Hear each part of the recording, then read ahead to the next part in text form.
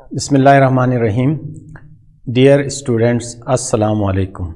मैं Ijlal Hussain, assistant professor in physics, class first year physics के पहले लेक्चर के साथ आपकी खिदमत में हाज़िर हूँ।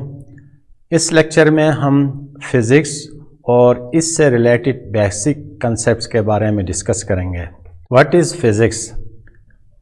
Branch of science in which we study about energy, mass, relationship between energy and mass, E is equal to mc square। Students, अब हम यहाँ से आगे इन दो चीज़ों यानी एनर्जी, मास और इनके दरमियान जो रिलेशनशिप है इसके बारे में पढ़ेंगे। Energy, capacity to do work is called energy. This work is performed by the application of a force from one body onto another. Its units are joule, calorie, TNT, etc. अब student देखें, इस diagram में आप में से एक obedient student को हमने आगे बुलाया है और उनसे कहा कि आप काम करें, तो वो फोर्स अप्लाई कर रहा है किसी ऑब्जेक्ट पे और वो एक ख़ास डायरेक्शन में मूव कर रही है। It means this boy is performing work.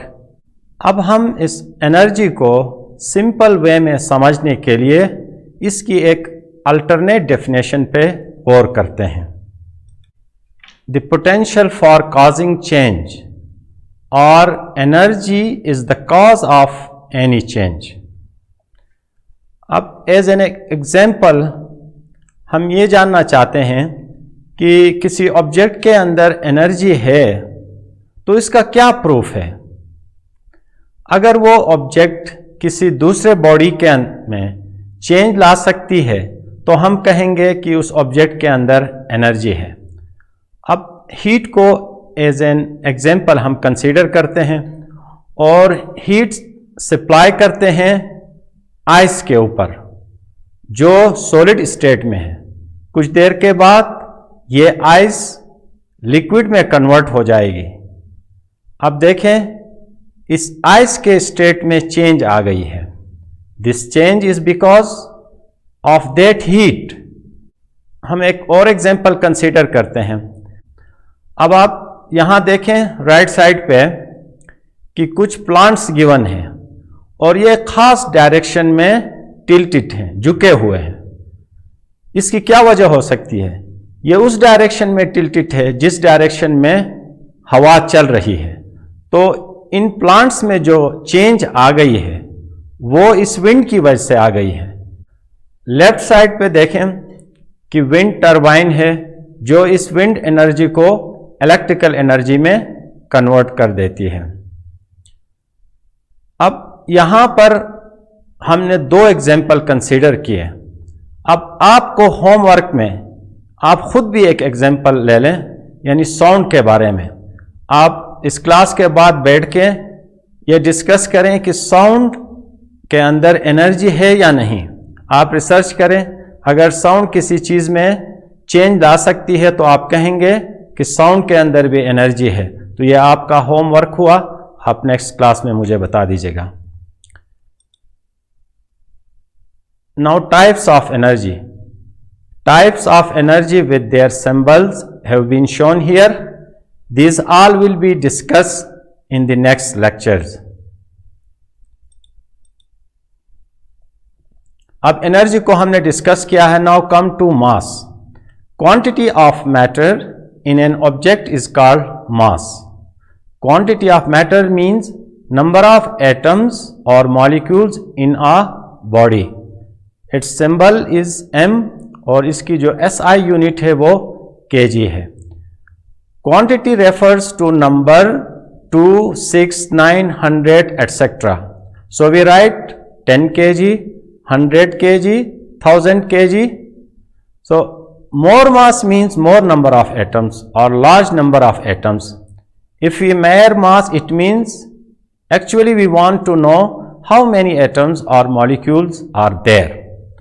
तो यहाँ पर वो इंस्ट्रूमेंट गिवन है जिसके ज़रिए हम मास को मेयर कर सकते हैं। Well, so far we have explained energy and mass. Now relationship between these quantity is given by Einstein's famous equation E is equal to mc square. E stands for energy, m stands for mass, and c square is an equivalent factor. This equation says that we get mass from energy and energy from mass. This equation shows that E is not simply equal to mass. It is equal to 9 into 10 raised to the power 16 times of mass. From small amount of mass, we get a huge amount of energy. It is because of conversion of entirely mass of atoms into energy. Now look at the example. यहाँ पर आपके लिए एक example given है कि मास से energy कैसे हम गेन करते हैं. सपोज हमारे पास 1 kg मास है और हम ये जानना चाहते हैं कि इसके हमें कितनी एनर्जी मिल सकती है. तो m की जगह हम 1 kg पुट करेंगे, c की जगह हम c की वैल्यू पुट करेंगे which is speed of light, और ये कांस्टेंट वैल्यू है, और इसको स्क्वायर करके जब हम इसको सोल्व करते हैं तो हमारे पास जो वैल्यू आ जाती है एनर्जी की 9 into 10 raised to the power 16 joules. इस तरह आप m की वैल्यू चेंज करके खुद से प्रैक्टिस कर सकते हैं और बहुत सारे एग्जांपल 100 पुट करें, 1000 पुट करें, वेरियस वैल्यूज पुट करके आप प्रैक्टिस कर सकते हैं और एनर्जी की वैल्यू चेंज होती जाएगी. Example of conversion of energy into mass. We get this example in the case of pair production. For this purpose we need a photon and a nucleus. Photon is converted into an electron and to a positron, antiparticle of electron. Both are mass particle. Here we get mass from energy. तो pair production में क्या होता है? When a photon interacts with a heavy nucleus, it produces two particles moving in opposite direction, a negatively charged electron and its antiparticle, a positively charged positron. तो photon energy है और हमें electron और जो पॉजिट्रॉन मिल जाते हैं वो मास particles हैं. तो एनर्जी को मास में कैसे कन्वर्ट करते हैं उसकी एग्जांपल है. अब स्टूडेंट्स, हमने इस पूरे लेक्चर में क्या पढ़ा, इसका थोड़ा सा हम कंक्लूजन देखते हैं. इन शॉर्ट, हमने इस लेक्चर में एनर्जी के बारे में पढ़ा, मास के बारे में पढ़ा और इनके आपस का रिलेशन क्या होता है ये पढ़ा. अब आप थोड़ा सा अपनी सराउंडिंग में यूनिवर्स के बारे में सोचें. यहाँ जो भी ऑब्जेक्ट है वो या तो एनर्जी की फॉर्म में है या मास की फॉर्म में है. तो गोया अगर हम एनर्जी और मास पढ़ते हैं तो इसका मतलब है कि हम यूनिवर्स के बारे में पढ़ते हैं. तो सिंपली हम फिजिक्स को डिफाइन कर सकते हैं, the study of the universe. So this is all about today's lecture. See you next. Thank you.